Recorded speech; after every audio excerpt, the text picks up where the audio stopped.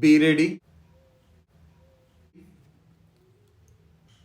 5 seconds.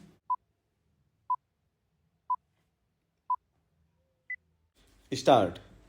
The appellant calls in question his conviction under Section 302 of the Indian Penal Code 1860, herein after referred to as the IPC for short by the High Court. Originally, the appellant was accused number 1 before the trial court. Accused numbers 2 to 4 were his parents and his brother. They were altogether charged with offence under section 302, read with section 34 of the IPC. This is besides being signature not verified charged under section 498A of the IPC.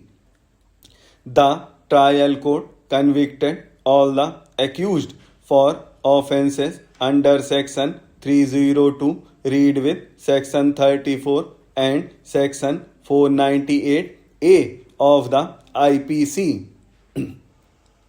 On appeal filed by the appellant and the other accused numbers 2 to 4 stand acquitted of all the offences. The appellant has also been acquitted of the offence under section 498A of the IPC. However, the High Court, by the impugned order, had convicted him for the offence under section 302 of the IPC instead of section 302, read with section 34 of the IPC. This is besides a fine. The prosecution case, in short, is that the appellant and the other accused committed murder of the wife of the appellant. As already noticed, the charge was of committing murder under section 302, read with section 34 of the IPC. The father of the appellant lodged a complaint wherein it was inter alia alleged that the marriage of the appellant and his deceased wife took place prior to 2 years as per custom. Half tola gold remained to be provided. Due to poverty, he could not provide half tola gold. The accused maintained the deceased properly for the period of first 8 months as told in this case. 3 months prior to the incident, the deceased disclosed to the complainant and his wife that all the accused were maltreating the deceased by insisting her to bring half tola gold, dress and rupees 5,000 for business of bakery. They insisted her to bring this from her parents and assaulted her. They did not provide food to her and maltreated her. She was threatened with murder if the demand was not fulfilled.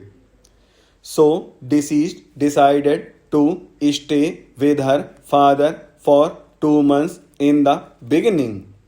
Within 2 months, nobody from the accused came to receive her. The deceased disclosed about the maltreatment to his sister. His sister convinced the deceased and brought her to the house of the accused.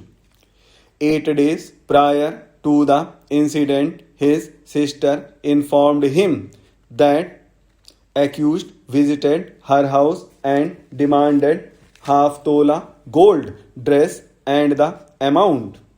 On 10 March 2005, he received information by phone that deceased was serious and admitted to a hospital at Durg.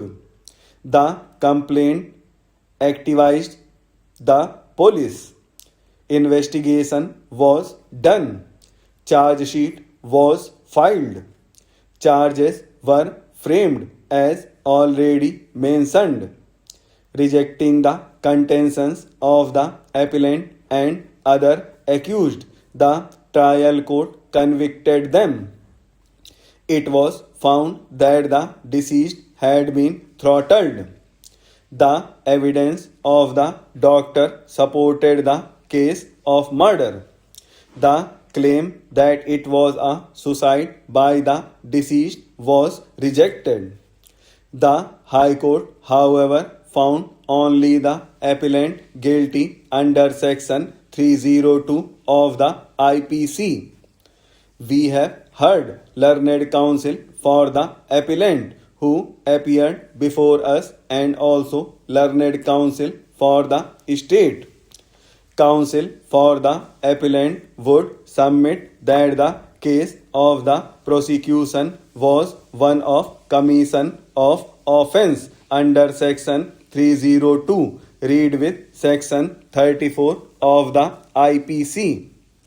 It was the case of the prosecution that all the accused together committed the act of murder. He would complain that in appeal, when the High Court found it fit to acquit accused numbers 2 to 4, the accused cannot thereafter be convicted. He drew our attention to the judgment of this court in Sawal Das versus State of Bihar.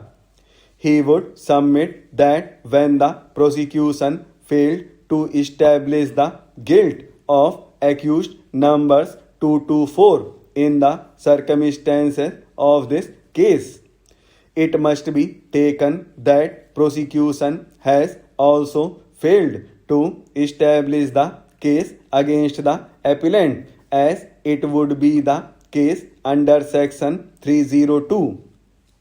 He would submit that it was a case where the deceased had taken her own life. Appellant and her brother had married around the same time. 2 years into the marriage, the appellant and his late wife, deceased, were not blessed with a child. On the other hand, a child was born to his brother. This caused frustration and finally led the deceased to take the extreme step. These facts were placed before the High Court. The High Court took positive view of the matter and took the decision accordingly. This is the basic fact as presented.